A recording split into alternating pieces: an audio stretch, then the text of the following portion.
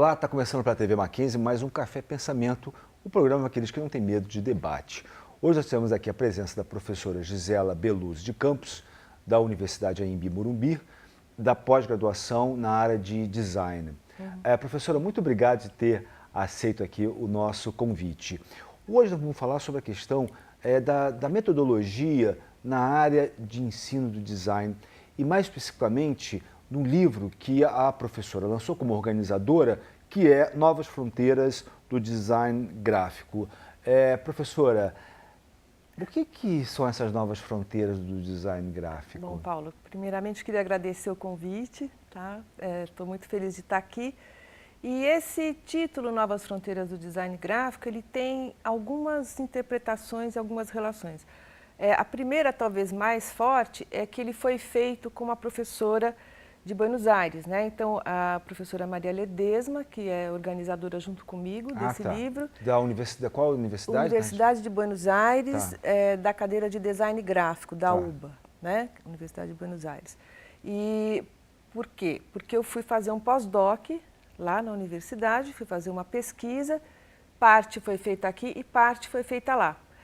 E a professora Maria Ledesma é uma referência importante na área da teoria do design gráfico, então foi mais por isso que eu escolhi esse lugar para fazer o pós-doc.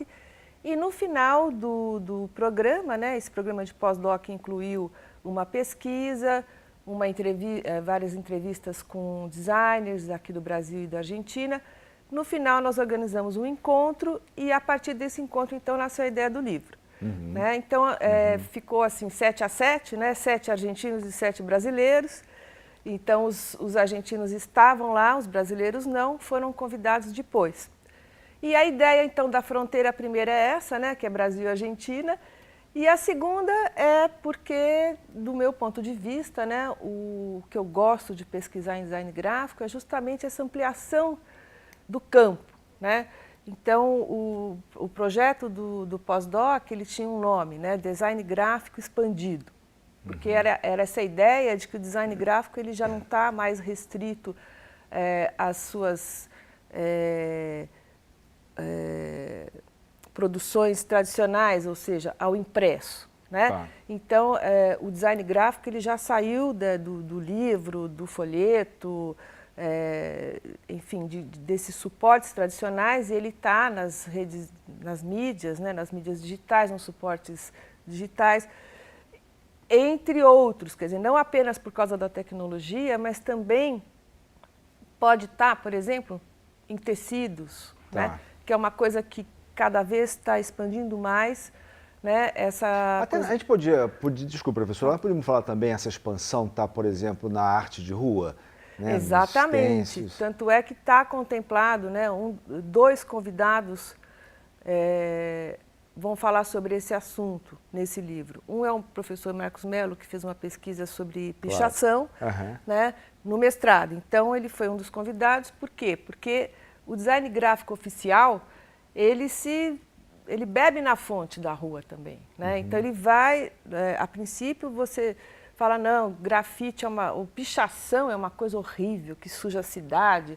Mas, com o tempo, a gente se acostumou e aprendeu a gostar dessa manifestação e ela é totalmente incorporada, né? Quer dizer, hoje você tem fontes tipográficas que bebem diretamente do design, entre aspas, desses pichadores, né? Então, esse movimento também, essa fronteira também diz respeito a isso que você... né? É um vai e vem, quer dizer, é uma troca. E né? nesse aspecto me parece, então, que o design gráfico, ele, nessa expansão, digamos assim, não dá mais para vê-lo de uma forma disciplinar e trabalhá-lo de uma forma disciplinar. E justamente aqui na primeira parte do seu livro, que aliás eu já usei, que diz das contribuições teóricas e conceituais em torno do design, da metodologia, né, de formas metodológicas. Então, como hoje, já que é um livro, de certo modo, voltado para o estudante, quer dizer, como então, como se pensar as metodologias do design gráfico hoje? Quer dizer, essa metodologia não pode mais ser disciplinar. Como é que você vê isso? Então, o design em si, ele já é interdisciplinar, né? Porque, se formos pensar, não temos teorias do design, né? Assim como temos teorias da psicanálise ou teorias da comunicação. Então, essa relação do design com outras disciplinas, né, com outras teorias, ela já é natural, né? Então, no caso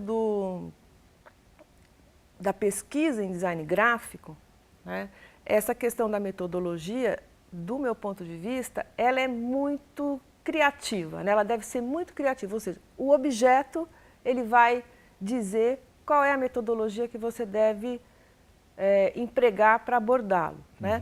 Claro que a gente tem algumas referências que são importantes, né? Por exemplo, tratar o design como linguagem é fundamental, né? Então aí você faz uma conexão com a semiótica, com a comunicação, né? Os problemas também da estética, né? As questões da estética. Então, as teorias estéticas, ou pelo menos a reflexão sobre os princípios estéticos, têm que ser tomados e de uma maneira séria, né? Porque normalmente existe um pouco a ideia de que o design gráfico é um pouco embelezamento de alguma coisa, né? Então tem assim um certo mito que às vezes atrapalha um pouco, né? Então, estética é muito mais do que você dar uma cara... Dar uma embelezar, não é embelezar. Não, é você construir todo um projeto que vai estar sujeito à percepção, né? Porque o estético está relacionado à percepção e obviamente, está relacionado também à compreensão por meio da percepção, né? Então, é bem interessante você... enxergar sob essa ótica, né, tão aberta e tão de tratar de coisas que normalmente o designer não se preocupa. Então, quem vai se preocupar... Como fazer, desculpa, professora, como fazer que os alunos tenham essa percepção? Porque muitas das vezes a impressão que me dá é que a tendência é cair no standard, é cair no padrão e não ter essa percepção do diferencial, né? Então, quer dizer, como que o design gráfico, quer dizer, como que alguém que tá nessa área, né, ter essa abertura para novas percepções, porque são essas novas percepções que vai expandir justamente a linguagem do design gráfico, né, para as pessoas que lidam ou que estão consumindo, digamos assim. Como é que você vê isso? Então, os alunos de graduação, eles vão ter alguns procedimentos, algumas coisas que eles têm que aprender, né? Mas o que a gente tenta, né, ou pelo menos tenta-se na graduação e se incentiva mais na pós-graduação, que é onde eles vão realmente fazer a pesquisa mais, digamos, fora desse esquema mais, né, regular, é parte do objeto. Então, esse objeto, ele pode ser também procurado fora daquele âmbito, como é que a gente vai dizer, que já está institucionalizado, né? E também, uma coisa que eu acho muito bacana é você ir acompanhar o processo da produção do design, né? Então, desde a concepção, então, eu estimulo muito essa entrevistar, ir lá acompanhar o processo, porque as pessoas têm uma ilusão, né? De que não, ficou assim, mas todo esse processo é muito importante, né, do designer, e não só do designer, né, não só do projeto, mas da implantação do projeto, que é um outro, né, caminho. Às vezes o designer faz o projeto, mas ele não consegue implantar. Então, por exemplo, em São Paulo, né, a cidade de São Paulo, ela tem design para tudo quanto é lado, né? Se você olhar na rua, nas fachadas, nas vitrines, nas embalagens, né? Então, tudo isso é material de estudo. Eu né? queria falar desse material de estudo, mas, propriamente dito, voltado para nós brasileiros, né? Mas eu queria falar disso no nosso próximo bloco. E você já sabe, né? Fique aqui com a gente no Café Pensamento.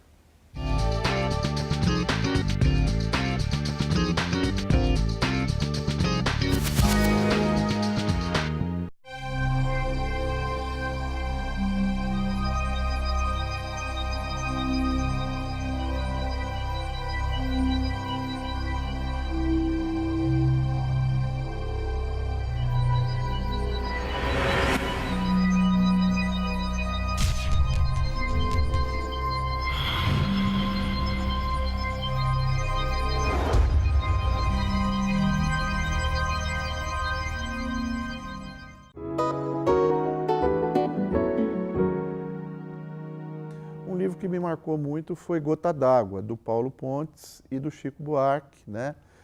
Que se transformou numa peça de teatro, que foi também encenada aqui em pleno auge da ditadura militar e que representou um libelo contra a censura na época, em favor da liberdade, não é? Além do que tem um ensaio que precede o livro, né? Que é um ensaio sobre como é que estava a cultura brasileira naqueles dias em que os militares não deixavam a gente pensar, cantar, se expor, contestar o regime, não é? Mas mesmo assim houve esta geração do Chico, do Paulo Pontes, do Milor Fernandes, da turma do Pasquim, do Jaguar, do Ziraldo, do Enfio, não é? Que de uma certa forma conseguiram arrebentar toda a pompa, toda aquela blindagem que os militares da época tentaram construir para construir um país desigual na época, né? Então eu acho que nós devemos todos muito, né, a Paulo Pontes especialmente, que é o autor, ao Flávio Rangel, que depois dirigiu a peça, a Bibi Ferreira, que foi uma das protagonistas da peça, um espetáculo que realmente marcou e era um espetáculo em favor da liberdade. São fatores que me levam ainda hoje a ter a postura, a dignidade que eu mantenho nas ações que eu tenho como profissional, como cidadão desse país.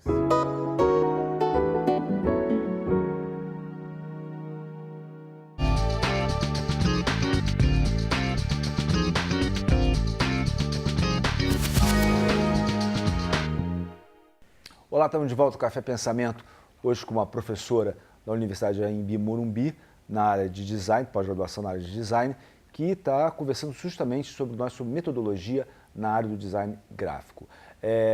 Professora, no bloco anterior nós estávamos falando a respeito desses processos na área do design gráfico, de como ele se dá, mas eu gostaria de saber, no nosso caso brasileiro, quantas anda o nosso design gráfico aqui no Brasil? Bom, nós temos uma produção evidentemente grande, né, e espalhada, né, e pouco documentada, né? Então acho que o que faz parte da metodologia é ir atrás desses designers, né, que muitas vezes estão escondidos, que a gente não conhece, né, que está fazendo uma estampa ou que está fazendo uma identidade visual em uma empresa, ou mesmo até o trabalho dos escritórios grandes, né? Então, esse livro, por exemplo, que tem no capítulo que eu escrevi, ele tem algumas entrevistas. E eu fiz questão de fazer assim uma diferenciação entre escolher modos diferentes de trabalhar com design gráfico. Então, tem... não sei se exatamente nesse artigo, mas, enfim, nessa pesquisa de pós-doutorado, eu entrevistei desde o designer que trabalha sozinho, né? Então, ele é sozinho no escritório dele, ele faz tudo, desde do projeto até a execução final, então, provavelmente, ele tem uma inserção menor no mercado, né? Existem aqueles escritórios que são compostos por 2 pessoas ou 3, né? Outros são compostos por 30 pessoas, né? Então, esses que têm 30 profissionais, a maioria tem essa questão do interdisciplinar, obviamente, né? Então ele vai ter, tem alguns que tem músico, por exemplo, né? Eu entrevistei um escritório que ele tinha um músico também. E essas né? entrevistas que nós estamos falando, né, que só aqui apontando, você também tem documentado, tem filmado, justamente para fazer essa documentação e ter essa, digamos, para nos levar a ter essa consciência histórica do design gráfico brasileiro. Exatamente, né? Que para mim é muito importante, né, do meu ponto de vista, é muito importante documentar essa produção brasileira que não está como talvez a americana, né, ou de outro país, que está toda colocada em livros, né? A gente não tem quase material publicado. Então, eu tenho um projeto que eu também faço as entrevistas para também trazer esses depoimentos, né, a opinião dos designers, e também acaba ficando como um registro histórico, como você colocou. E desse modo a gente vai tentando mapear esse design gráfico brasileiro, né? Mas isso tem que ser feito mesmo também através dos projetos dos próprios mestrandos e agora dos doutorandos, né? Então eu incentivo muito a ir atrás desse objeto da produção nossa aqui, né? Justamente para mostrar. E em relação digamos, a outros países, como que o design gráfico brasileiro é visto em outros lugares? Olha, o que eu sei é que a gente tem muitos brasileiros trabalhando fora do Brasil, né? Tem uma geração aí principalmente de mais jovem, né, na área de tecnologia, de games, de ilustração, que arrasa, assim, né, que eu sei, que está aí fora nos estúdios. Mas o que eu digo assim, a nossa produção interna, ou seja, a nossa identidade gráfica, como é que ela é vista no exterior? Bom, isso eu não sei. Eu não saberia te dizer como ela é vista, né? Porque muitas das vezes nós temos excelentes profissionais, né? Mas uma coisa é nós termos excelentes profissionais que estão até, digamos, trabalhando em outros países, outra coisa é nós criarmos, ou nós termos uma identidade, né? Outro dia, aqui no nosso programa, estávamos conversando com uma professora na área de moda, né?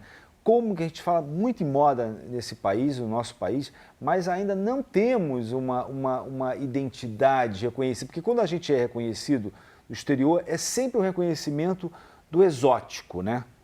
Então, nesse aspecto, ainda estamos engateando nessa área? Eu acho que, bom, eu não sei, eu não me preocupo muito com essa questão da identidade. Não é uma coisa que eu pesquiso Mas é importante, né, de certo modo, né? Já que está trabalhando de maneira até das interfaces, da interdisciplinaridade, né? Sim, e o que tem acontecido muito, muito não, mas o que tem sido feito nessa área também é uma pesquisa histórica, né? Quer dizer, do que já foi feito. E também é um trabalho complicado para fazer, né? Não é fácil, precisa ter disposição de ir atrás dos arquivos e levantar esse material. E parece que tem evidências de que a gente tem uma certa marca, assim, que a gente tem algumas coisas nossas, né? E com certeza temos, né? Lógico. Mas isso também vai depender muito dessa divulgação, né? Mas precisa pesquisar, precisa realmente investir na pesquisa. Voltando à questão aqui do livro, e você está falando das questões das interfaces, esse livro faz interface com que áreas? Ou seja, o design que foi pensado aqui, ele faz que tipo de interface? Olha, uma das interfaces que ele faz aí é com a área de comunicação, né? Com a área de jornalismo, que está muito junto, né? Quer dizer, então, quando você trabalha com design editorial, né? Ou impresso ou digital, você tem aí uma presença forte do design gráfico. Você falou do jornalismo, me lembrei, agora em termos históricos, né? Que foi uma revolução, digamos assim, no design gráfico, que é um jornal que acho que nem mais existe, que é o Jornal do Brasil, da cidade do Rio de Janeiro, do final dos anos 50, né? Você podia falar rapidamente dessa revolução do jornal, né? Da sua parte gráfica, né? Então, os jornais atualmente, migrando para tecnologia digital, eles ainda estão colados bastante naquele formato impresso, né? Então, a gente ainda tem colunas, né? Então, você abre um site de jornal, você ainda vê aquele layout que é do papel, né? Que é da página. Então, você tem até uma organização que ela foi toda baseada no meio, né? Ou na mídia impressa, né? Então, ainda não temos assim um jornal, digamos, totalmente digital, com uma linguagem própria. Acredito que esse jornal vai incluir, tem que incluir, né, voz, né, tem que incluir a presença das pessoas falando, quer dizer, os filmes, vídeos, e eu ainda não vejo isso nas versões dos jornais mais importantes, né? Mas é um desafio bastante grande, né? Então, professora, infelizmente o nosso tempo acabou e, enfim, se você quiser aí mandar algum recado pessoal, por favor, está aberto. Então, o recado que eu gostaria de dar, né, é de que essa área do design gráfico, ela é muito rica, né, e ela é rica em possibilidades de pesquisa, e é muito bom que tenham alunos que queiram fazer mestrado, doutorado, investir nessa área, principalmente para pesquisarmos a nossa produção, né, que é a produção do Brasil, que precisa, pode ser histórica, pode ser atual, pode ser projetando para o futuro, mas tem todo um campo aí bem grande para ser pesquisado e gostaria muito de agradecer a oportunidade. Professora, mais uma vez obrigado e gostaria de agradecer você e já sabe, né? Até o próximo Café Pensamento.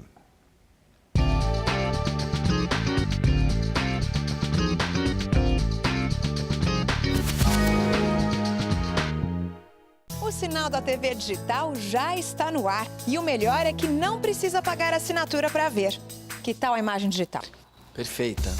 E aqui no carro? Imagens som incríveis. E a imagem do jogo de futebol? Ó, imagem digital aqui no ônibus. Celular em todo lugar. Uau, quem disse que imagem boa é só em casa, hein? Sinal da TV digital. É pra você. É de graça. É bom de ver.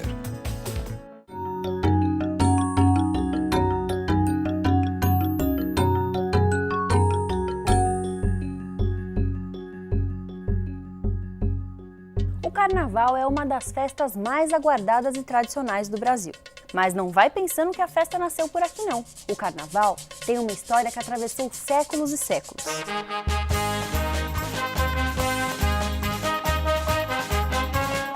Ninguém sabe quem inventou esse costume de reservar alguns dias do ano para promover a folia. Uns dizem que foram os gregos, como forma de agradecer aos deuses pelas colheitas. Outros citam os egípcios. E tem quem prefira dar crédito aos romanos e suas festas em honra a Baco, o deus do vinho. Mas uma coisa é certa, o Carnaval já nasceu como uma festa em que as regras eram subvertidas. Nos tempos antigos, os escravos ganhavam liberdade para fazer o que quisessem e plebeus se tornavam nobres. O costume se manteve. No Carnaval de hoje vale tudo. Homens se vestem de mulher, pobres se vestem de ricos e tem até um rei de mentirinha eleito para comandar a folia. O Carnaval se tornou uma festa oficial na Idade Média. Era a última oportunidade de exagerar na comida e na bebida antes de começar a Quaresma, os 40 dias em que ninguém podia comer carne nem beber álcool. Segundo estudiosos, é daí que vem a origem da palavra carnaval. Ela seria uma versão moderna dos termos em latim carne vale, adeus carne, ou carne leva-me, supressão da carne. Em nossas terras, o carnaval já está há bastante tempo. Foi trazido pelos colonizadores portugueses. Nós não inventamos essa festa, mas fomos nós que a transformamos em um dos maiores eventos do mundo.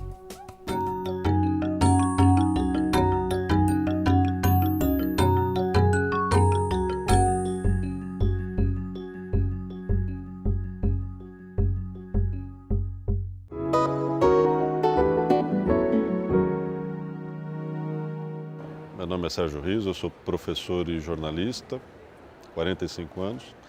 O livro que eu recomendo é A Fogueira das Vaidades, de Tom Wolfe, sobretudo para estudantes e profissionais de jornalismo, mas também para todos os interessados em compreender um pouco melhor o significado de Nova York para a cultura ocidental do final do século XX.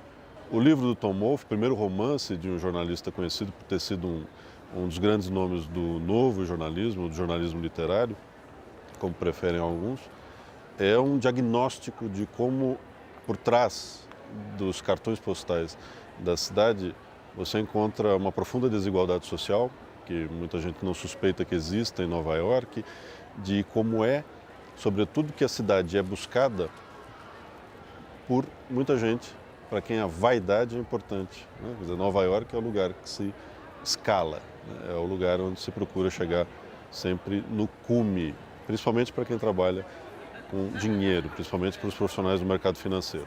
A adaptação feita pelo diretor Brian De Palma do romance do Tom Wolfe, que foi lançada também como A Fogueira das Vaidades, enfrenta todas as dificuldades habituais de um filme que queira condensar uma obra literária complexa como é o romance do Tom Wolfe, mas me parece que nesse caso a adaptação é ainda mais infeliz do que a média, porque opta por destacar o que o romance tem de irônico, mas perdendo a elegância da prosa do Tom Wolfe, perdendo o que o romance tem de mais sutil. Quer dizer, o que acontece com o filme do Brian De Palma é que ele se torna uma espécie de chanchada. Do ponto de vista cinematográfico, a gente pode discutir se isso funciona ou não, mas o fato é que a adaptação para cinema muito distante do resultado do romance.